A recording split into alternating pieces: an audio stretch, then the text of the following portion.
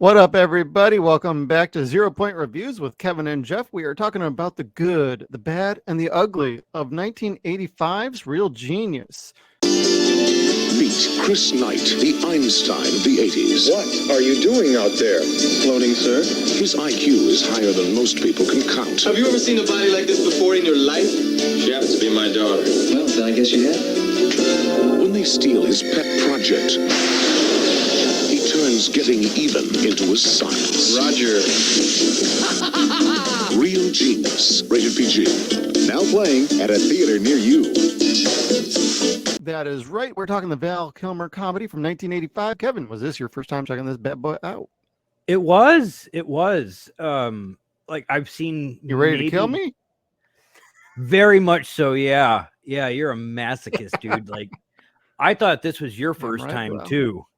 No, I've been watching this since I was a kid. This is one of my favorite sci-fi comedies from the era. This, Weird Science, and one called My Science Project are basically what I call the science trilogy of the 80s, and they all roll very well together as like a great triple feature. And I would always recommend starting with this one and then rolling into Weird Science and then ending with My Science Project. Who was in My Science Project? Was that Dennis Quaid? I know Yes, we were it just was. talking about No, him. not Dennis Quaid. It was oh god, he was Bowser in the Mario Brothers movie. Dennis Hopper. Yes, Dennis Hopper. Wow. Yep. Everyone at home was It's like, a fun movie. Why didn't he say Jack Black?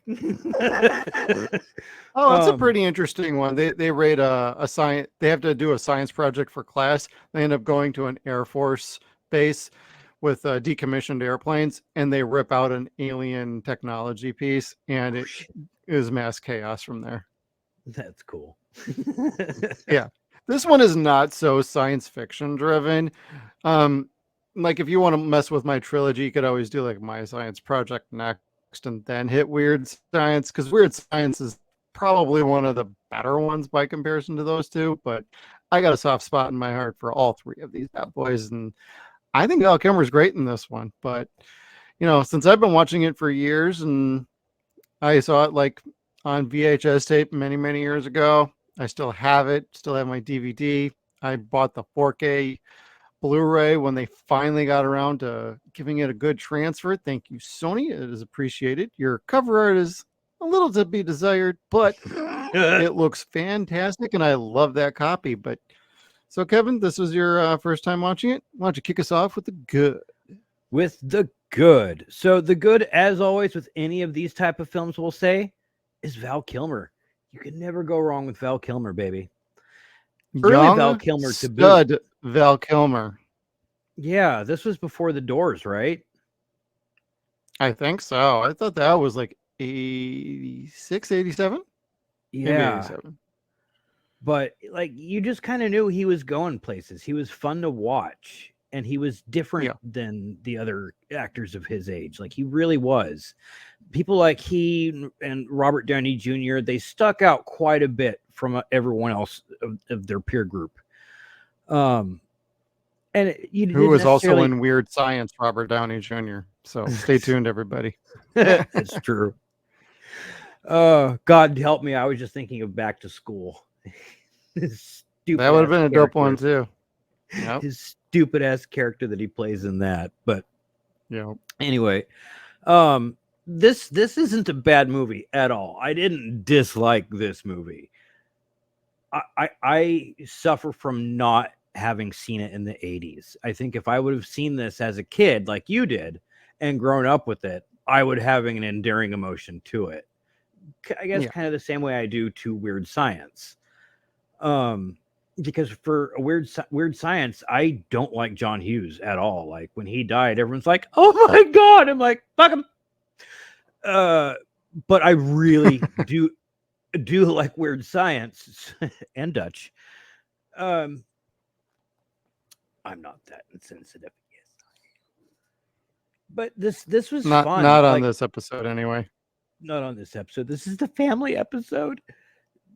This had William Atherton in it, and that kind of give it a little bit of sincerity to it. Like, you've got a real shithole of a bad guy here. Now, he'd just come out of Ghostbusters, and that movie changed his life because people still fucking squirt ketchup at him and call him dickless and whatever the hell else. Like, Yeah. he became like hated everywhere he went after that. So he was excellently casted in this. Unfortunately, typecasted, but excellently casted. Well, yeah, he would follow this up a few years later with Die Hard. Yes.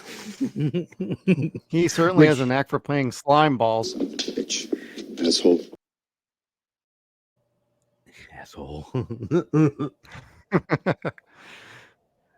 He plays a pretty good bad guy in this particular movie, and because there's still a little bit of some sort of scientific knowledge and drive for him, so he's not entirely like 100% bad. He's just like 90% bad. But there is a scientist in him that understands exactly what, like Val Kilmer's character is talking about, Mitch's character. Val Kilmer plays Christopher Knight, and he basically understands, and he's like their teacher. He's basically their mentor. So when they start talking technobabble, he actually knows what the hell they're talking about. And it's like he can verify what they're doing. And that actually kind of works for him. He's just kind of a little bit of a greedy little prick, and he wants to sell all this shit to the military in the end. And that's a big twist, but they tip that off pretty early on. Everybody's working for the military. Just our cast that we're following through this, for the most part, aren't aware of that, but we see everything around it. So it's kind of got this very nice structure for narrative as we're just following the college kids as they don't know what the hell's really going on. And when they do get tipped off to it, they come right around and they make them pay, bitch. Yeah. I describe this to my wife as Revenge of the Nerds meets Oppenheimer. Like, that was really the best thing I could think of. Like, these kids are having fun doing just sciencey shit with no ill intent whatsoever. They just want to see if they can make this laser work for X amount of seconds. Right. Not realizing power.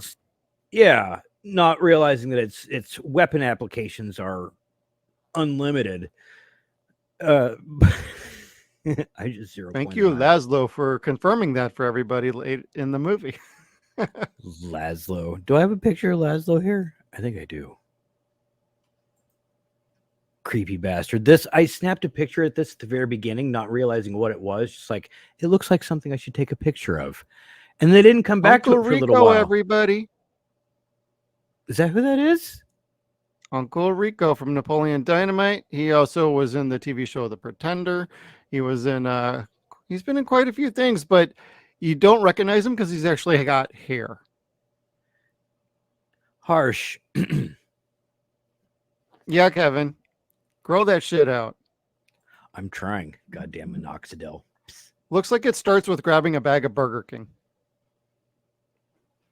and sending away for all the Frito-Lays giveaways. Oh. Did you do that? Be still, you're ever beating hard. Kinda. I got a DVD player over there from Mountain Dew. That was pretty awesome. Oh, that's pretty rad. I got a Pepsi CD wallet over here for the Pepsi points I didn't earn. I should have cashed in my old Camel. Where's my jet, Pepsi? Your jet.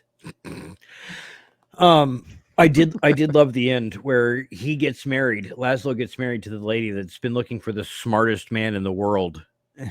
And that's him. Oh, the top 10. Yes. The top 10. And she's trying to sleep with all of them. And she works her way through the whole list, but he's at the tippy top of the list. And when she finds him, she lands him. Yeah, it's getting kind of weird around here.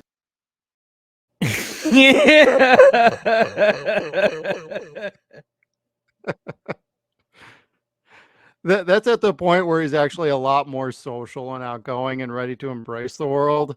Because for the most part of the movie, he likes hiding out in like this elevator. He goes through a closet in a dorm room down into the like subdwelling and the boiler room of a building, and he's all set up like this old school hacker sort of style system. And it's really funny because for a while you're feeling like, man, this dude's kind of creepy. What the hell's wrong with him? but you get his backstory here and there throughout the show or throughout the movie. And that's one of the most fun parts of the movie for me, because that's what initially won me over like so many years ago. So I'll always call that a good thing, having Jonathan Gries and his character of Hollyfeld, sorry, in this movie. So Hollifeld. Now I kind of missed when Val Kilmer was explaining that to the kid. What was the story of why he decided to like go down there and never come out again? Was he just like not wanting to leave the school? Well, in the 70s, he was the number one tippy top smart guy that was enlisted to do his own science projects of sorts. And he found out that they were being used for weaponization by the military. And so that's how that comes back around in the end. Like, he's very familiar with this situation, and it drove him crazy that he spent all of his time. He was super passionate. He worked on this project, and then it got turned over to the military, and it did some serious damage to people, and he couldn't live with that, and it snapped him. And so that's why he's kind of like the ghost in the background, the specter that brings it all around in the end of, hey guys, I've been there. You're both about to be in that position too, unless you do something about it. So he's a very important character in this movie, even though he's only really in the movie for maybe like 20 minutes. But he's fun. He's kind of like the guy on the couch from Half Baked, but relevant. Like, his character actually helps out and matters. Right. I liked him for that. Yeah. And I kind of look at this movie in a very interesting way. Some people will relate to like, hey, Big Bang Theory is so much better. This was Big Bang Theory before Big Bang Theory without all the stupidity in it. They treated geeks and nerds appropriately in this show. Like, you look at Val Kilmer on the background. He loves toxic waste. He's wearing little goofy head antenna. Like, it's typical 80s, but at least back then, science geeks, nerds, like Revenge of the Nerds, Real Genius. They showed what some of these people were treated like, and there was a place for them, and they found it here, and they found it with each other, and they all treated each other with respect, unless your name was Kent. Thought you were going to say Kevin. Prick. Well, yeah, Kevin too, but you're my co-host. Thank you. Duplicitous prick is a pretty goddamn good way to describe him. He was most certainly that. I love that. Right in my notes. Hey, Jerry. He's a great bad guy. Yeah, he's a total lecky is what he fucking is, and it's great. Oh yeah, like picture in the dictionary next to the term sycophant right there. It was pretty awesome. Like, again, so there was really super funny that he keeps coming around to actually like pivoting the story several times. Like, if he doesn't do like 2 or 3 certain things, this movie does not end the way it does, and things don't develop the way they do. His final like screw you to Knight's character was to grease up the lens and blow up his equipment, but it also gave him the final breakthrough to give him the power and the definitive laser that they needed to accomplish for everybody's goals. If he hadn't done that, this movie would not have ended like it did. Yeah, he kind of screwed the pooch on that one. Which screwed himself in the long run too, didn't it? Like, he would have not. Well, no, they didn't get paid one way or the other. They would have gotten screwed. Well, it was to get that job at the very lucrative engineering firm after college, and they were both getting ready to get graduated between Kent and Chris. And what ended up happening is when Chris resolved all the issues, basically you graduate and you get the job, and Kent blew a goddamn lid because he's like, I've been doing all your laundry errands. I've been grading all your tests. I've been teaching half your classes. I've done all the shit you've asked me to do, and you ain't rewarding me for shit. So fuck you. He was a little prick. Like, he really was. You wanted to slap him. Yep. I love where. Well, yeah, the scene you got in your background is fucking great. Oh, the ending here, the where popcorn scene, the Jiffy Pop scene, as I call it. Yeah. I had no idea what the hell this was at first until the light hit it. And I'm like, Uh-huh. oh no, that's not what I think it is it? And you start hearing pap, pap, pap, pap. I'm like, oh, son of a bitch. And that's the how this part of the movie movie that I gets have into total seen. science fiction. Okay. Yeah, but not too overtly so, like you said. Like it's not to the point of weird science that actually brings magic into the fray. This is still Right. really based in reality. In fun ways. Like shit, the toy that he made, the gyroscopter, was really just a fan. But we have those now. Yeah. Kids play with those now all the time. The drones. Same basic principle, only that one was a dinosaur. Yeah, I really liked all the Which I'm science in this movie, pointing to like that all other the little tech gadgets and everything going on. I thought that was super fun. That's also a very good point to this movie, is just enjoyable science fiction that doesn't really insult you. I mean, whether it's all accurate or not is very questionable, but it at least sounds good. Especially I like the ice scene, and then when he's cutting the little quarters to get coffee. That's one of my favorite scenes of all time in any movie. Is like, that's a very clever way, but it's totally not practical to store that in your own freezer. Yeah, no. But it was funny as shit though. And I love where it all Yep. just decides to evaporate. Like it's time, and it just skips the liquid phase and goes right to gaseous form. And you just hear him, you guys, hey. And be careful, it might explode. And then Kent goes flying off into his own room. And the guy starts laughing about how he got Kent. And then Chris Knight is just down there like, wait, is it really going to explode? Wait, is it really going to explode? Hello? It was super fucking fun. The comedy in this and the writing with the dialogue is really good for this era. Yeah. Like if you're a fan of, say, like Revenge of the Nerds, you're a fan of weird science, this has got a little bit of everything in it, but it's oddly well balanced. So most of the dialogue is really good. All the actors play their roles exceedingly well. And they got great relationships between everybody. I mean, I like Jordan and Mitch as a couple in this movie, and they're the low-key romance in this, which is really, it's cute, but it's a little awkward because she's 19 and he's 15. So that doesn't quite age very well. But like back then, nobody really cared about that. So it's a little bit of a product of its time. But they were a cute couple. I actually, for the longest time, thought she was pretty cute back when I was a kid. I'm like, had a little crush on her for a bit. Sure. Fucking, she walked so Allison Hannigan can run in American Pie. It's the band Geek. Bingo. What that is. Like, that's a different generation. You're hired. You're permanent co-host. Woo! You knew where I was going with that, and I didn't even have to finish my thought. Like, she really is. You see her in this, and then you see Allison Hannigan in American Pie. You see, oh God, Zooey Deschanel in The New Guy. She's kind of the same way in The New Guy. A little bit stronger, more independent, but similar. Yeah. Anyway, right.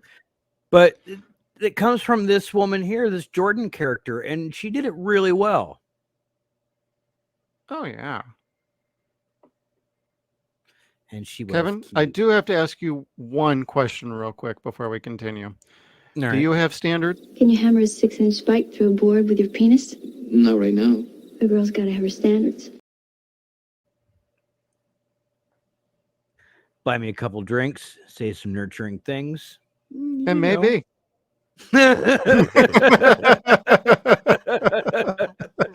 How's that for comedy, everybody? I do what I can. Makes me think of that old is it Cheech and Chong's next movie where they go to Amsterdam and they're trying to think of ideas, and he's the world's like the the Guinness masturbating champion. He talks about getting to his head, just bashing into my head. That makes me want to watch Beer Fest now.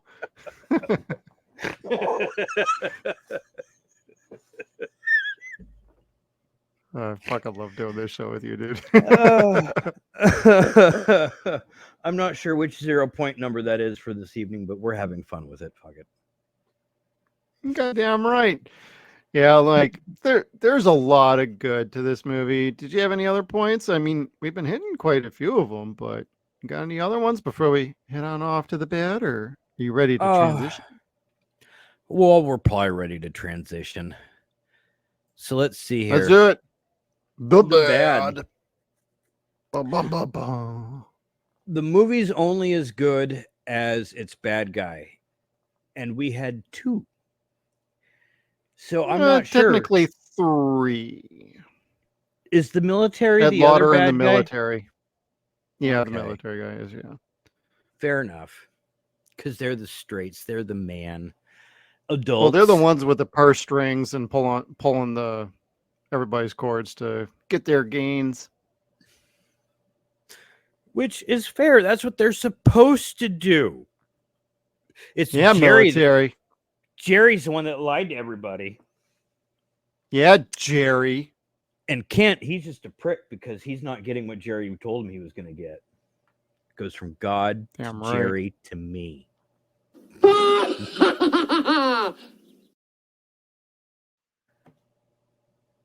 Weird motherfucker. The 80s were a strange time. They really were. Like, I hated most 80s movies. I do hate most 80s movies. Like, the idea of children getting over on adults. I'm just saying, like, as an adult, I'd want to, like, just completely open palm smack one of these kids in the fucking face to the floor and going, knock the shit off. Even as a kid, I'm like, this doesn't make sense.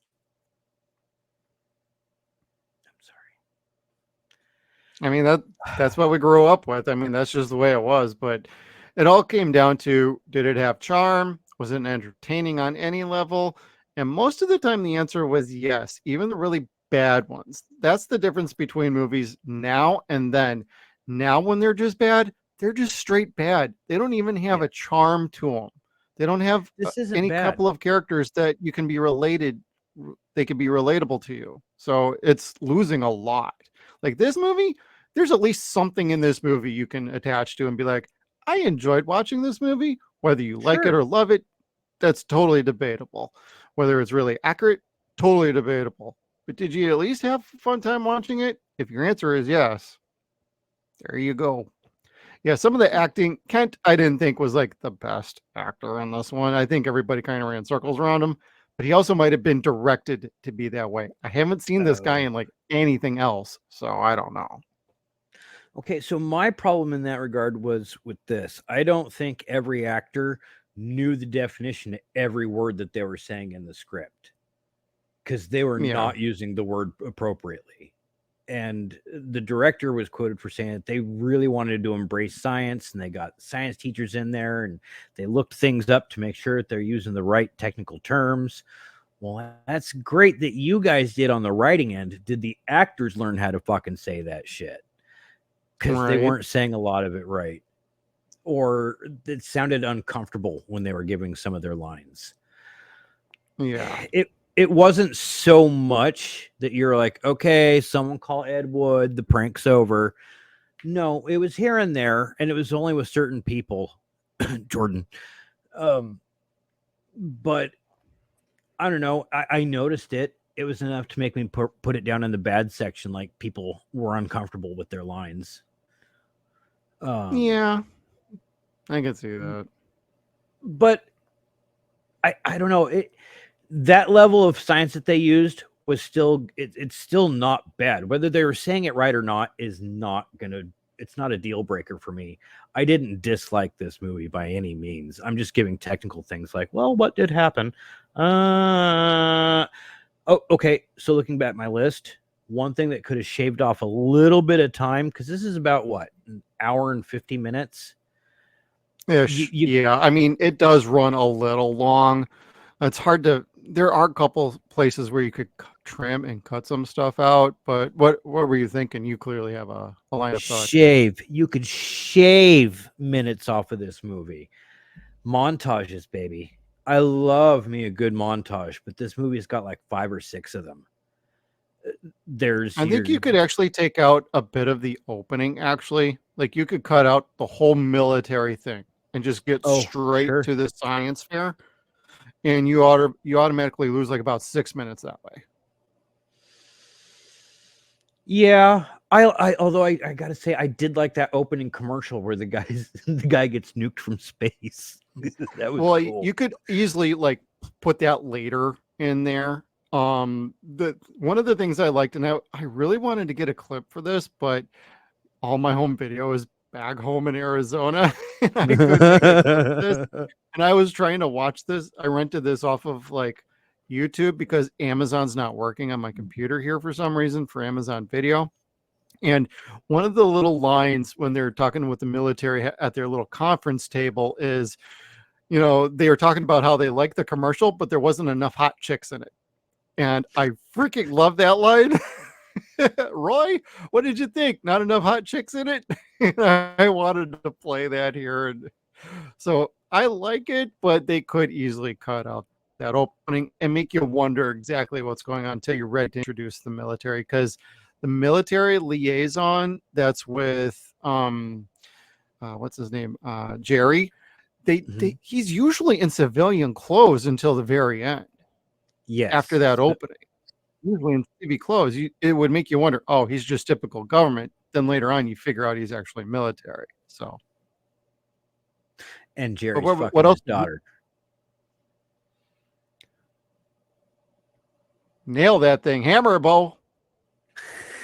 She was too. Hammer. But I didn't dislike that. But the montages they had was one of those things where it's like I see a bunch of time that can get shaved away. And again, this wasn't a bad flick, but it could have been a little more concise. We don't need to hear a whole song for when they're getting to school. We don't need to hear a whole song for when they're learning to party. We don't need to hear a whole song for when they need to study. We don't need to hear a whole song for when they're working on the machine. We don't need to hear a whole song for when they're getting their revenge on people. And then we're going to hear the half a song at the end for when we're, hooray, we did it. Everybody wants to rule the world. There was at least 6 minutes that they could have trimmed away just on that. Hey, we got a soundtrack to make and make some profits that way, bro. I guess do it like Batman or Ghostbusters where it's like little here and there, but it counts. No, I do agree with you. I like the songs. I don't have a problem with that, but you do have a very good point there. Like they could have shortened that up. You didn't have to play the whole song, just enough to get a song stuck in somebody's head. So then they want to go out and either get the tape, the vinyl, whatever it was. So. Like relating that to Revenge of the Nerds. Revenge of the Nerds is a good movie that has the montage 1 or 2, but it's 1 or 2. It's not 5 or 6. And this really was kind of like, oh, montage again? Whew, okay, how much time is left? Like, golly.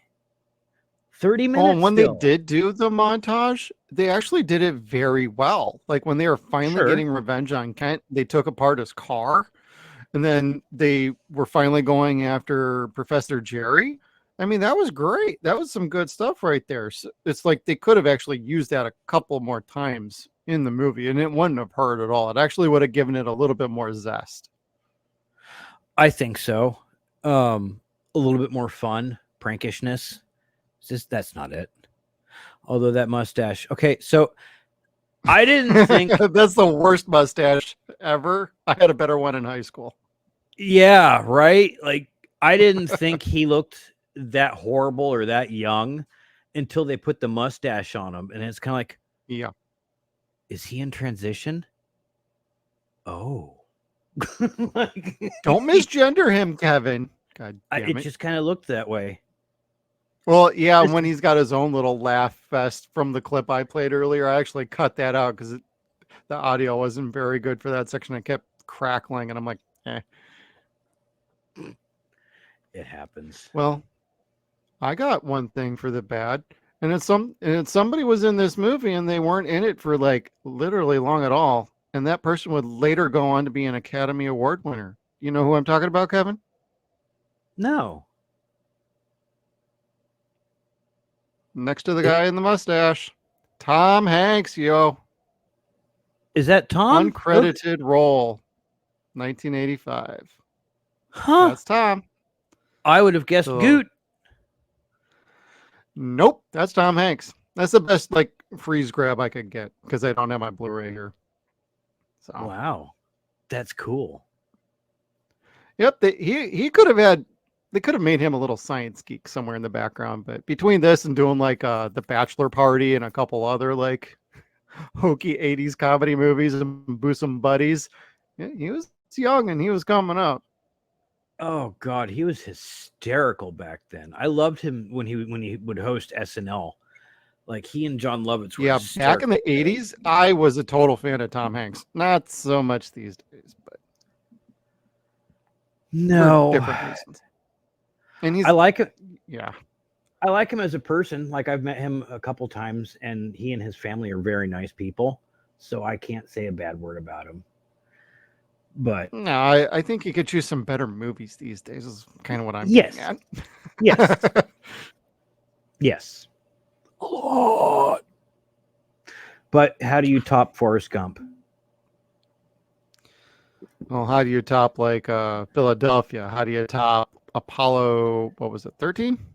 Yeah, Like with Forrest Gump. 90s were ripe for power for him. So Yeah, that's true.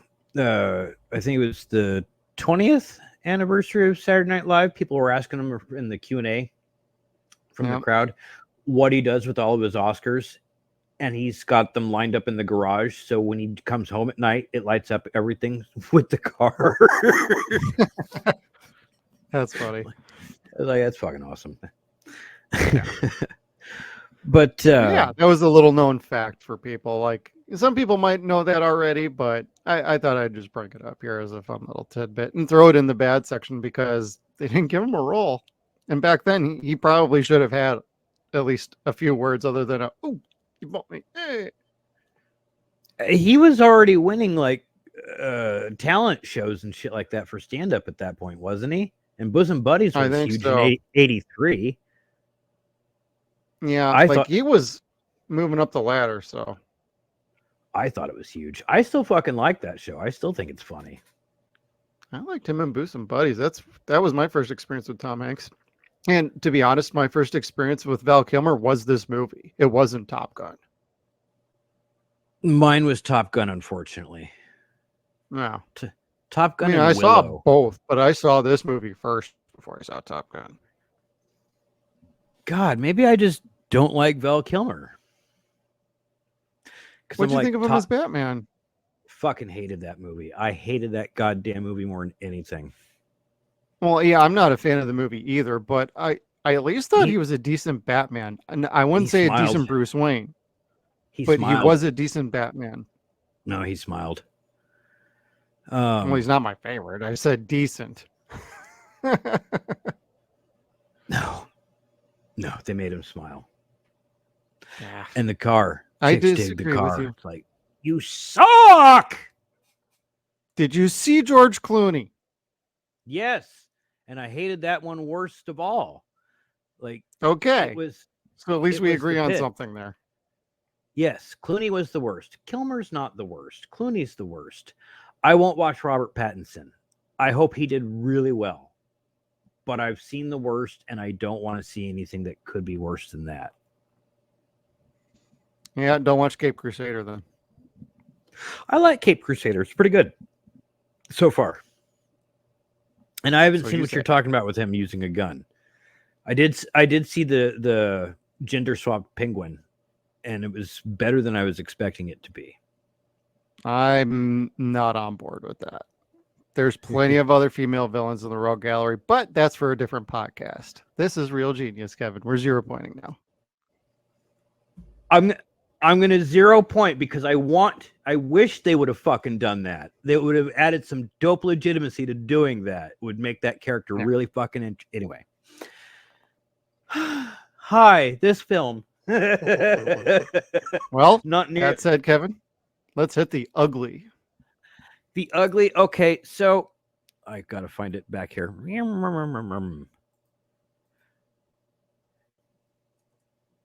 This movie, like I talked a little bit about it. I hate 80s flicks because it's always got the teenager or the kid getting one up over on the adults, and you're gonna end on a freeze frame, and everything's campy and cheesy, and there's a bunch of montages. Everybody. And golly, this movie is no different. But to me, I think where I saw not this movie, but this type of movie first, outside of what do you call it? Revenge of the Nerds, was say something like Son-in-Law. I've seen Val Kilmer's character before in a much bubblier spirit in Crawl from Son-in-Law. Like Pauly Shore just fucking nailed that character home. So I'm watching this and I'm missing Pauly Shore. First, I'm like, what really the hell are my you talking ugly. about? I miss Pauly Shore movies. This made me wish he was in that. And then it didn't help that fucking Atherton was in this movie and not Pauly Shore too. So, because they were in Biodome. I don't know if I would have liked Pauly in this movie. It's a different time, so it probably would not have worked. Val was perfect for this time. Yeah. For using this type of movie or this genre of film 10 years later, I think Pauly Shore was perfect. I liked that character. I liked him more. I liked this character more in the 90s, more so than the 80s, because the 80s, it was so cheesy, over the top, silly, want to party. I need to try to look ridiculous and be ridiculous to be more popular than anybody else. And it's like, it's so stupid. I know what you need, Kevin. I really do know what you need. There are a lot of decaffeinated brands on the market today that are just as tasty as the real thing. I don't think there's any caffeine in this. Just messing with you. Just butterscotch and vanilla flavor. I mean, yeah. Well, and when you look at like the box office for back then, like this was made on like a budget of like $2.5 million, and it ended up grossing about 12.7, 12.9, something like that. So it did okay. It just didn't do as great as like other movies had done, but it made a profit and it's got a cult classic following. As far as I'm concerned, for Ugly, just years on home video of it just being treated like this redheaded stepchild compared to everything else. Horrible DVD qualities, but it's all you could get. And then finally we got a beautiful 4K from Sony. It's like, well, it's always been a Sony product. They tried to put out a manufactured on demand Blu-ray, which nobody wanted. And I bought that too. And I promptly sold it the second they announced a 4K was coming. And it's got a better transfer. It looks really good. And it looks like you were pulling from a rip of that of some sort, or the HD version on whatever system you were watching on. So you got the benefit of a really good transfer to watch this on. Huzzah! Yeah, that makes me happy because some of it did look really pretty. The light or the laser coming through the window and hitting the popcorn, like the scene here, was really clear, and the explosion was really clear, and you're kind of like, that's cool. Had it not been, it would have still been fun, but cheesier. This was I liked this. Now, do you think they left it open enough to just be a solo story, or do you think it could have gone on to a sequel? Because I'm of the opinion it's open enough. I wouldn't do it though. I'd leave it as is. I wouldn't even remake it at this point as like a TV show or anything. I just kind of leave it as is. But it does make you wonder if it could have gone on and done a sequel if it was a little more popular. I think so, sure. It could have been a spy flick at that point. The military's needing to find them. They need to make this, or they need to figure out how to make this in order to get away from them. there was plenty of opportunities for stories for them to tell if they Yeah. wanted to have done that.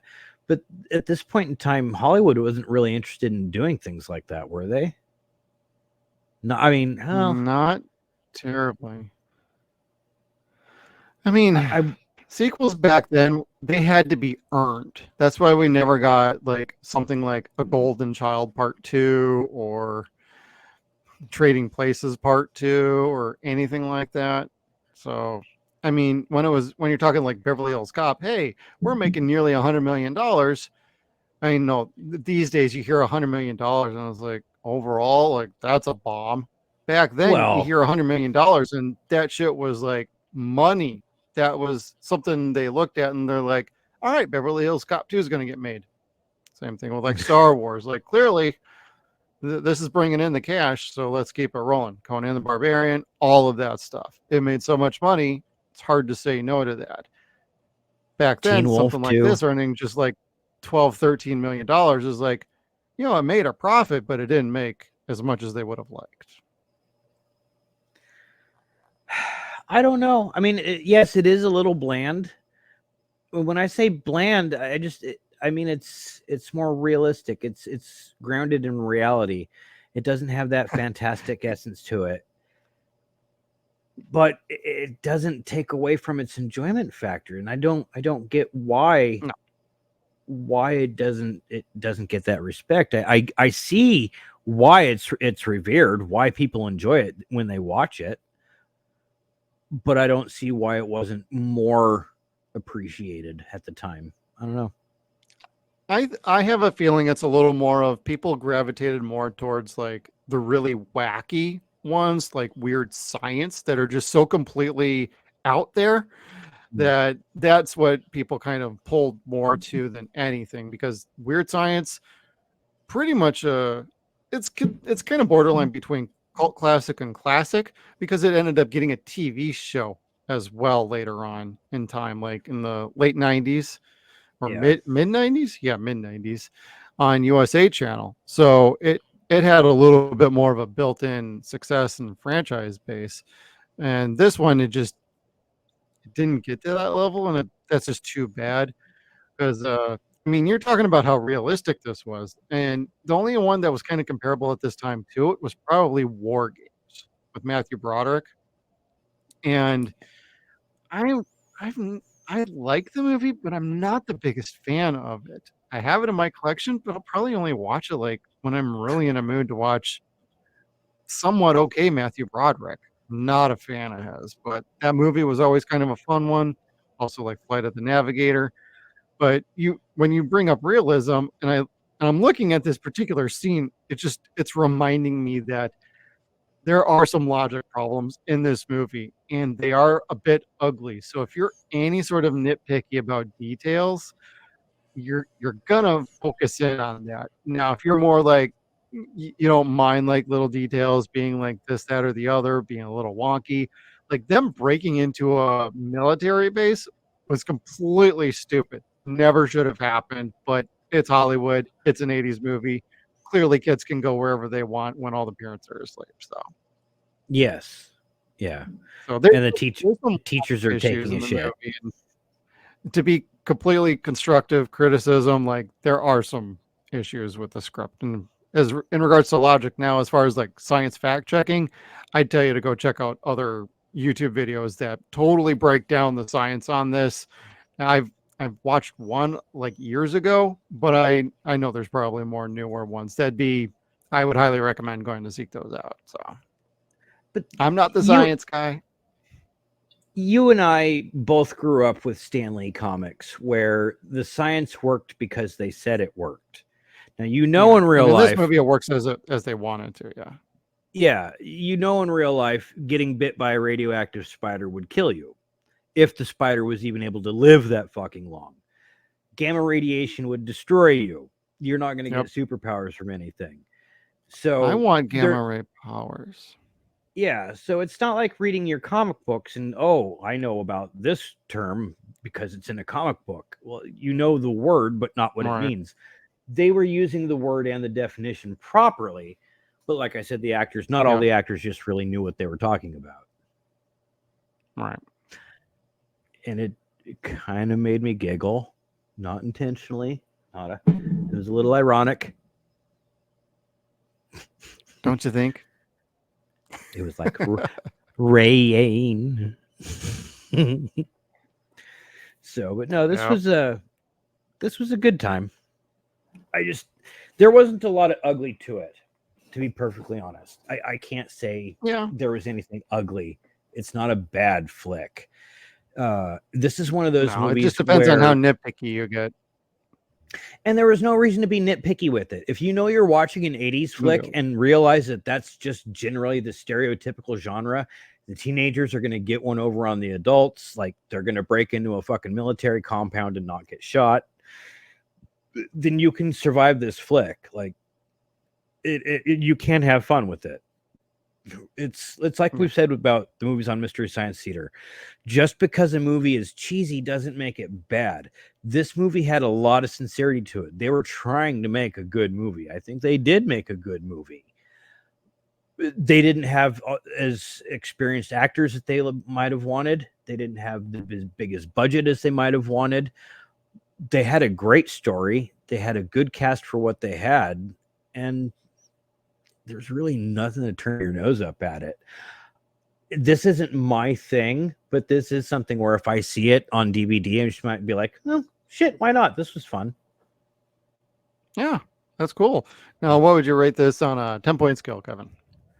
10-point scale? Let's hit final judgment on that since we're already on it anyway. Fair enough. Bang! I love your work on the thumbs this time, too. Excellent job, dude. Thank you. I didn't know what to do for the font. I'm like, I 80s. like it. Neon.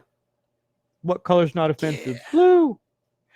The popcorn stunt. So, golly, I've seen that on TV, and I didn't realize it was this. That's so fun. It really is fun. Like, I've seen that on a Disney cartoon. Like it's a Goofy Christmas or whatever. They blow up too much popcorn and it blows out all the windows. But to see like the actual thing here and have them blow out all this popcorn that it took months and months and months to pop was just amazing to see. Like, yeah, like what a fun thing. So this isn't lame for me. This isn't like, well, I'd rather be watching somebody get shot up. This is cheesy. Fun. Golly, you can't turn your nose away at seeing the fucking house explode from watching so much popcorn come out of it. It's fucking funny. Well, and it's totally appropriate because Jerry does not like popcorn, and he makes that comment several times throughout the movie. So it's pitch perfect. Love it. That's right. What are you eating? That's popcorn. Oh, I hate popcorn. Get rid of it. Set it there on the edge. And Chris just chucks it right on the patio and just drops it everywhere. I love that they tried to get Kent to get away from the house. Yeah, they didn't actually want him to get hurt. They just wanted him to like bear witness to the destruction of the house with all the popcorn. Yeah. Because he didn't seem to understand exactly what was going on either. He knew, but he didn't know to the extent. Yeah, he just thought Jesus was telling him to go. Oh, that was super funny. I love that. They put a microchip in his tooth or in his braces. Little microphone. It makes you wonder if that's where... No, I don't think... Wait, was Back to the Future before this or after this movie? Right around the same time. It was both 1985. Yeah. So, because they got the little Darth Vader scene in Back to the Future where they put the headphones on the ears and they do something similar, but you know, it was funny. I really enjoyed that. They're just so very casual with this, and I feel shame because the guy on the right with the Mighty Duck colors stripes, I had that shirt back in the 80s. I totally did, and that was before it became a Mighty Duck thing. Mm-hmm. Okay. I feel That's shame. Fun. You feel sane. Sane. Shame. It was fugly. Same. So, but again, this is one of the movies where I totally missed out on it at the time, and I regret that because I think this was a fun flick. I would have enjoyed it much more as a kid, and I think I would have had some pretty fond memories of looking back on it. And I'd be as persnickety as you are, wanting a decent transfer of it as to boot. At least we finally fucking got one, and I love the edition to death. It's got a beautiful like slipcover. Granted, the art on it's not great. If I had it here, I'd show it off. But if you go looking for it on Amazon, you can still get a good copy. We'll actually put an affiliate link down below in our description. So if you click on that and you order it, Amazon will kick us back just a few cents. If you do, you do. If you don't, hey, totally get it. It's totally cool. There are places you can go watch this. Don't rent this off of YouTube. They fucked up the transfer somehow. I don't know how. I don't know why. But the first like 12 minutes are missing, and the next 12 minutes after that repeats itself twice. So buyer beware. Don't rent this off YouTube because it's with AMC Plus. Like it's part of a deal that they got going on because AMC's got the rights to it. I would tell you, if you want to find this online, just go to like Apple or Amazon Prime Video. That's the only place to really watch this, because I don't know for sure, but this might be the same way it is on AMC Plus as well, which is absolutely ridiculous. So don't get this off of YouTube. It's fucked up. So don't do that. I had to find a different way to watch this because I don't have a copy here. Buyer beware, y'all. Then you tell me it's on Plex, and I'm like, son of a bitch. My Plex server, don't you have the password for that? I mean, not that we share passwords in this family, because, Not on me. And I didn't even think to look there. I should have just asked you earlier today when I was at the hospital. So, but that's okay. I mean, I'll probably do that with the next movie too, because then after that, I'll be back in Arizona in a couple weeks. So I'll be able to get back to my collection. I need to find the next movie somewhere. I have it on Blu-ray. I know where. I don't. And Kevin, you want to tell the fine people what the next one is? Is it Weird Science? It is. Yeah. All right. I had a feeling. I just wasn't Weird 100% Science. sure. It's like 95% sure. I liked that movie simply because of the song at the time. Like, I think I was 4, 6 maybe when that came out. I could be wrong. But I've always been a huge fan of the band. So it's like I always watched it just for the song. And I love Oh, that makes sense. I love it. Now, what would you give this movie on a 10-point scale? Oh gosh, this one, you know what? I'd give it the 7. I really would give it the 7. It's got a 6.9. I don't know why it lost that extra point. It is a little bland. There's not huge explosions. It doesn't need them. There's no huge special effects. It doesn't need them. But it's very smart, and it's decently acted. It's not great. There's no child prodigies in this movie outside of Val Kilmer. But it's decent. It's an average movie. 3, actually. Who besides from Val? There's 3. Well, Laszlo, he's the past. The present is Chris Knight, and the future is Mitch, because he's a prodigy too. Because remember, his IQ is supposedly bigger than Chris's. Oh, I meant as far as like real actors go. Like there was nobody else besides Val Kilmer that's going to grow up to be a megastar out of this movie. Like, that's what you mean. Then yeah. Yeah, it stars him and that's it. But everyone else was still pretty solid. Like it's not Revenge of the Nerds. Revenge of the Nerds, I'd say gets the 8. That's an 8 or a 9. Everything just stands out as like damn near perfect for that movie. Yeah, it's a little bit racier, a little more R-rated. This was rated PG, everybody. So keep that in mind. And that's that bland thing, I guess. So I don't know. You think it might have played it a little too safe? In some regards, yes. Yeah. I would agree with even though that. it's safe, it's still funny. So I don't want to I don't want to sound like I'm Yeah. ragging on it. It's Oh just yeah, not, no, you're not. you know, making songs about wonder joints and the Omega Moves and whatever else. Perfect movie. Lambda, lambda, and Omega moves. We're here on our stage tonight to do our show for you. We got a rock and rhythm and a high-tech sound that can make your movie body down to the ground. And with that said, I'm going to give this an 8 myself because I'm a big fan for years. I totally enjoy this movie, and I think Val Kilmer basically sells the movie entirely on his own. Atherton excels well as the prick, man with no dick. And I don't know. It was such a fun time. Popcorn scene is great. Like, it's fun, but like you say, it does play it safe, but it's got a great entertainment value to it. That's why it's not usually edited on TV too much, other than like one scene where they talk about the standards and punching something through a board with your penis. So, and for everybody who didn't catch it earlier, I will play that one more time before we sign off tonight. Can you hammer a 6-inch spike through a board with your penis? Not right now. A girl's gotta have her standards. And we got to have our standards too.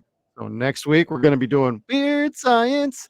So thank you, everybody, for tuning in. Hit that like button down below. Put a comment down below. Have you seen this movie? Have you not seen this movie? What's your favorite thoughts? Any memories, comments, whatever you got? We want to hear it. So thank you, everybody, for tuning in. Also, before you leave, hit that subscribe button and the little bell notification so you can stay tuned to all of our video content. We got some fun ones this month. We're going weird science, then we're doing my science project, and then we got a special one coming up after that. And maybe you'll be shredding some cheese, putting it on nachos, and it magically increases the cheese size every time you cut back to that scene. So thank you, everybody, for tuning in. You are dynamite. We'll see you next time.